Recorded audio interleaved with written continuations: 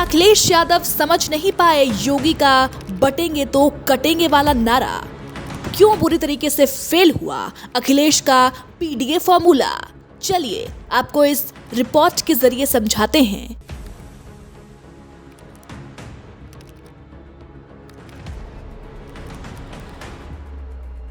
उत्तर प्रदेश के उपचुनाव में योगी आदित्यनाथ के नए नारे बटेंगे तो कटेंगे सामने अखिलेश यादव का पीडीए फॉर्मूला पूरी तरीके से फेल हो गया है।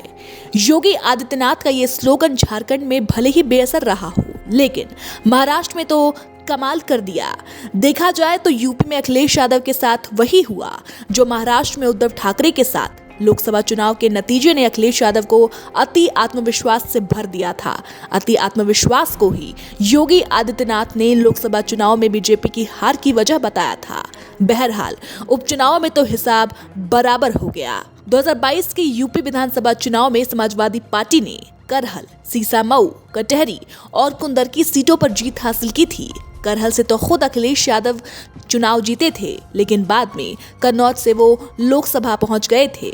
मीरापुर विधानसभा सीट जयंत चौधरी की पार्टी आरएलडी के पास थी, जो समाजवादी पार्टी का साथ छोड़कर बीजेपी के साथ चली गई है। बीजेपी ने 2022 में फूलपुर, गाजियाबाद, मंझवा और खैर सीटों पर कब्जा जमाया था। अखिलेश यादव ने सभी 9 सीटों पर उम्मीदवार खड़े किए थे और कांग्रेस ने समर्थन दिया था, लेकिन कांग्रेस ने समर्थन कोई शौक से नहीं दिया था, बल्कि कम सीटें मिलने से नाराज होकर ये कदम उठाया था। खास बात ये थी कि अखिलेश यादव ने भी हरियाणा चुनाव में तवज्जो न मिलने से नाराज होकर ही ये कदम उठाया था। लेकिन नतीजे आने के बाद तो लगता है कि कांग्रेस का साथ ना होना ही अखिलेश यादव को भारी पड़ गया।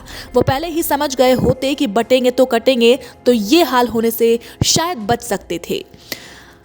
अब ये भी सवाल है कि क्या कांग्रेस का साथ ना होना समाजवादी पार्टी के लिए नुकसानदेह रहा? तो चलिए ये भी समझते हैं।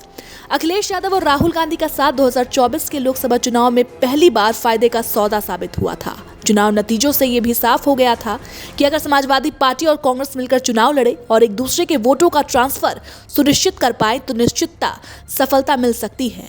अगर बटेंगे तो कटेंगे में समाजवादी पार्टी नेता अखिलेश यादव के लिए संदेश है, तो महाराष्ट्र चुनाव के नतीजे कांग्रेस नेता राहुल गांधी के लिए भी बड़ी नसीहत दे रहे हैं और इंडी गठबंधन के मामले में राहुल गांधी को भी ये समझ लेना चाहिए, एक हैं तो सेफ हैं।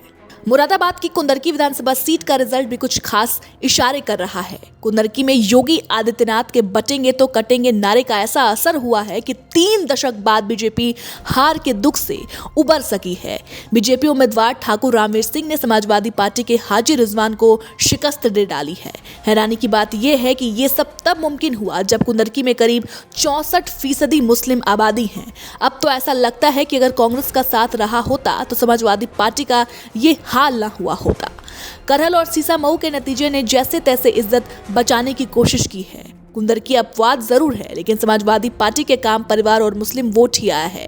अखिलेश यादव के इस्तीफे से खाली हुई करहल विधानसभा सीट तेजप्रताप यादव ने परिवार को भेंट की है।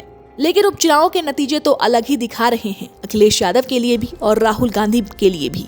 लेकिन इस उपचुनाव में एक बात तो साफ है, अखिलेश यादव का पीडीए फॉर्मूला पूरी तरीके से फेल हुआ, जबकि सीएम योगी आदित्यनाथ का बटेंगे तो कटेंगे वाला नारा अखिलेश यादव के पीडीए फॉर्मूले पर बहुत ज्यादा हावी रहा।